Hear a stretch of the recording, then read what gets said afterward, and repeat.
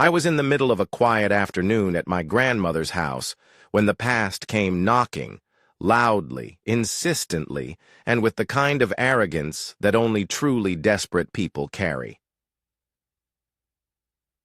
My parents, the same people who abandoned me at 14, they stood on my grandmother's porch, their expensive clothes unable to hide the panic in their eyes.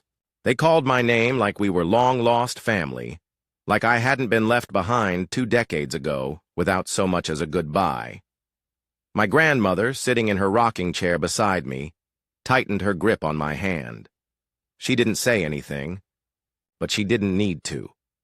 Her presence alone reminded me that I was safe now. I didn't move. I didn't speak.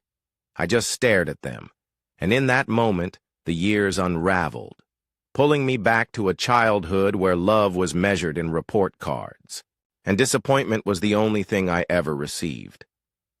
This is not my family, I reminded myself. But once, they were supposed to be. I was born into a family where success was not just encouraged, it was demanded. My father, a Harvard-educated medical researcher, and my mother, a Yale-educated chemistry teacher, believed that a person's worth was measured in degrees, academic, accolades, and future earning potential. My older brother was their golden child, the proof of their parenting philosophy.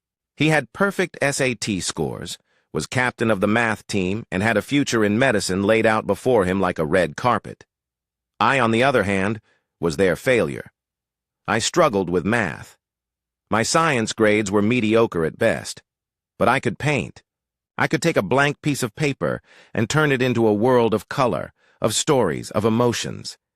My parents never saw the value in that. Art is a hobby, my mother would say dismissively, not a career. No matter how many awards I won, no matter how much my teachers praised my talent, my parents never once came to an art show, never once congratulated me. To them, my success didn't count because it wasn't academic. I learned early on that I was invisible unless I failed. The day my life changed started with hope. I was 14, clutching my latest sketches as I ran home. My art teacher, Mrs. Thompson, had just told me I had college-level talent. She gave me pamphlets for art scholarships and said, "You have a gift. Don't let anyone tell you otherwise." For the first time, I felt like I had a future outside my parents' narrow definition of success. But when I stepped into my house, it was silent. Too silent. No sounds of my mother typing, no murmured studying from my brother's room. A note sat on the dining room table. "Your brother will be moving to a different school. We've made it possible for you to live here." That was it. No explanation, no goodbye. Just a single, cold sentence confirming that I had been left behind like unwanted furniture. I don't remember how long I sat there, my portfolio scattered on the floor, my tears soaking into the pages. I just remember the crushing weight of the realization. I was alone. I don't know what made me think of my grandmother that night. Maybe it was desperation. Maybe it was the memory of her warm smile, so different from my mother's cold indifference. She had been a foster home caregiver before she and my mother had a mysterious falling out. We hadn't seen her in years, but I remembered how, when I was little, she would always take my drawings and put them on her fridge like they were priceless. With shaking hands, I dug through old papers until I found her number. I dialed, barely able to see through my tears. She answered on the second ring. "Sweetheart," she said, her voice filled with concern the moment she heard me cry. I told her everything. She didn't hesitate. "I'm coming," she said. "Pack what's important to you." 2 hours later, she arrived. She took one look at me, filthy, tear-streaked, clinging to my art supplies like they were my lifeline, and pulled me into a hug. She whispered into my hair, "Let's get you somewhere safe." That night, for the first time in years, I slept without fear.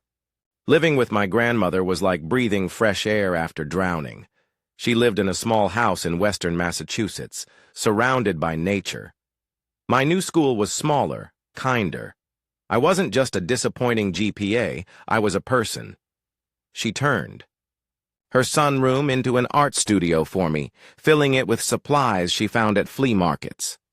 Art supplies are an investment, she told me, not a waste. With her support, I built a portfolio, applied for scholarships, and eventually got accepted into the Rhode Island School of Design. I worked part-time jobs, I took out loans, I struggled, but I never stopped drawing. Years later, I published my first children's book. It barely made enough to pay my bills, but I kept going. Then, 3 years ago, I wrote and illustrated The Forgotten Garden. It changed everything. The book became a bestseller. It won awards. It resonated with children and parents alike. I had finally made it. And now, here they were, standing on my grandmother's porch, pretending to be proud parents. But I knew the truth. My father, once a celebrated doctor, had lost his medical license due to harassment allegations. My mother, once a feared teacher, had been fired after students recorded her verbal abuse. Their reputations were in shambles, their finances were ruined, and now they needed me. "Family takes care of each other," my mother said, her voice shaking with forced emotion. I stared at her. "You mean the way you took care of me?" Their smiles faltered. They weren't expecting resistance. I stepped forward, my voice calm but firm. "You abandoned me. I owe you nothing." They exploded, yelling about duty, about gratitude, about how I wouldn't have succeeded without them. The neighbors called the police.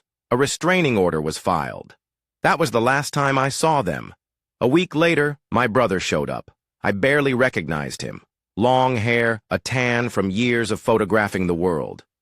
"I saw you on the news," he said. "I've been following your career." We stayed up all night talking, rediscovering the bond we had lost. As we sat with our grandmother, eating her famous candied sweet potatoes, he looked at me and said, "No more 20-year gaps, okay?" I smiled. Okay, our parents had tried to shape us into their idea of success. But life had other plans, and in the end, we had found what they never could, a real family. Thank you for watching. If you haven't subscribed yet, please do so and hit the notification bell to stay updated. With more shocking real-life stories happening around you,